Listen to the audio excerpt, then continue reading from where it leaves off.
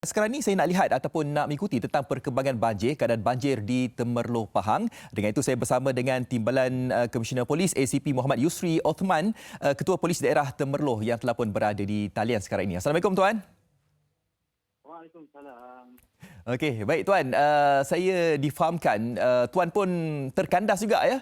Ingin balik ke rumah disebabkan keadaan banjir di sana yang semakin meningkat. Mungkin Tuan boleh kongsikan tentang pengalaman itu Tuan? Ya, malam tadi lepas saya menghadiri meeting berkaitan dengan banjir di kawalan operasi bencana di pejabat daerah, saya apabila balik mula ke rumah telah terkandas di mana kebanyakan jalan di dalam bandar Temerloh ini telah dipenuhi dengan air dan tidak boleh dilalui oleh kenderaan kecil. Jadi saya terpaksalah malam di Ibu Pejabat Polis Daerah Temerloh sehingga pagi ini dan muncul ada laluan yang diberikan oleh pihak KNB melalui jalan belakang KNB dan saya dapat melalui jalan untuk balik ke rumah. Itulah pengalaman yang agak cemaskan juga lah malam tadi. Ya, ramai yang terkesan ya, malahan Tuan pun sendiri pun terkandas disebabkan banjir yang berlaku di Temerloh itu. Situasi terkini banjir di sana bagaimana dalam pemahaman Tuan sendiri untuk kita mengetahuilah keadaan sebenar di Temerloh? Adakah Tuan melihat ada tanda-tanda banjir di sana akan reda ataupun surut, Tuan? Situasi banjir bagi daerah Temerloh, saya boleh kongsikan masa banjir yang telah pindah hingga jam 8 pagi. Tadi sebanyak 64 buah pusat pembinaan sementara telah ditutup, di mana keseluruhan mangsa keseluruhan telah dipindahkan ramai 7,556 orang dari 2,100 keluarga. Dan walaupun keadaan cuaca pada hari ini tidak hujan, tetapi limpahan air daripada Sungai Pahang masih lagi di paras bahaya, di mana ia melepasi paras bahaya dan telah melimpahi masuk ke taman-taman perumahan, ke bandar-bandar dan juga boleh dikatakan hampir jalan-jalan di bandar Temerloh dan juga di Mentakak dipenuhi dengan air sehingga kedalaman antara 1 hingga 2 meter. Ya, kalau lihat dari segi visual tinjauan udara sekarang ini pun kita dapat lihat ya keadaan banjir di bahagian khususnya di Temerloh sekarang ini disebabkan limpahan Sungai Pahang yang telah pun melimpah ruah ya dan berada di paras bahaya untuk penduduk yang terjejas akibat banjir di sana. Bagaimana Tuan melihat pengurusan dan juga penyelarasan operasi di peringkat Tuan sendiri di sana, Tuan?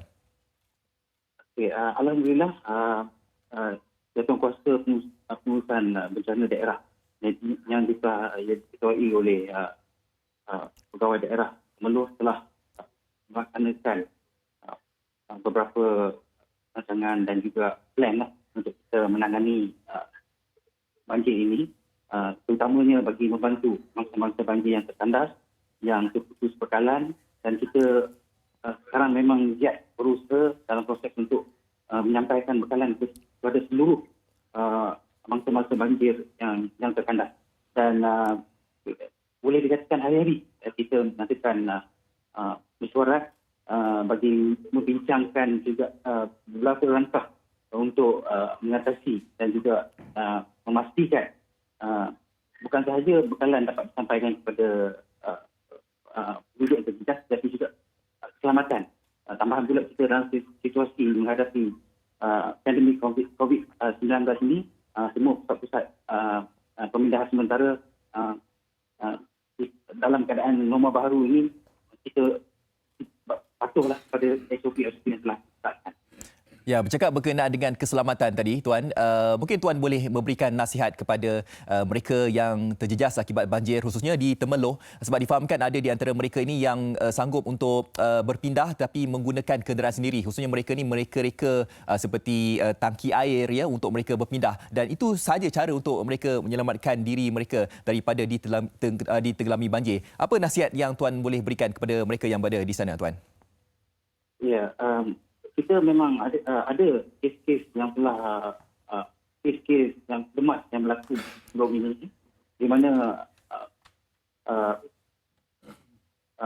penduduk-penduduk yang ingin berpindah, mereka berpindah secara sendiri dan tidak mampu menghubungi pihak keselamatan ataupun pihak penyelamat untuk membantu mereka. Jadi apabila mereka berpindah dengan menggunakan bot-bot milik mereka telah tidak dilengkapi dengan peralatan yang cukup seperti life jacket. Ya. Jadi mereka ini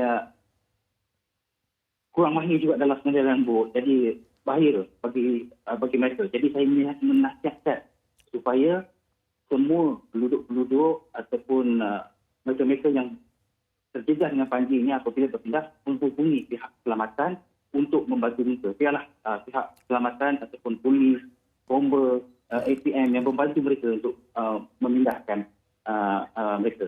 Betul. Kemudian nasihat saya lagi kepada mereka yang telah berada di pusat-pusat pemindahan sementara ini supaya jangan balik ke rumah untuk melihat keadaan rumah sehinggalah keadaan banjir reda. Ini kejadian ini mungkin boleh memberikan mereka bahaya kepada nyawa mereka sendiri.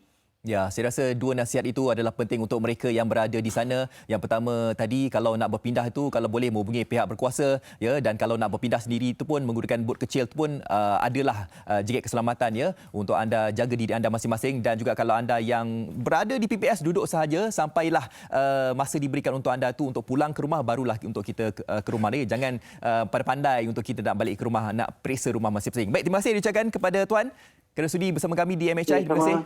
Ya, sama-sama.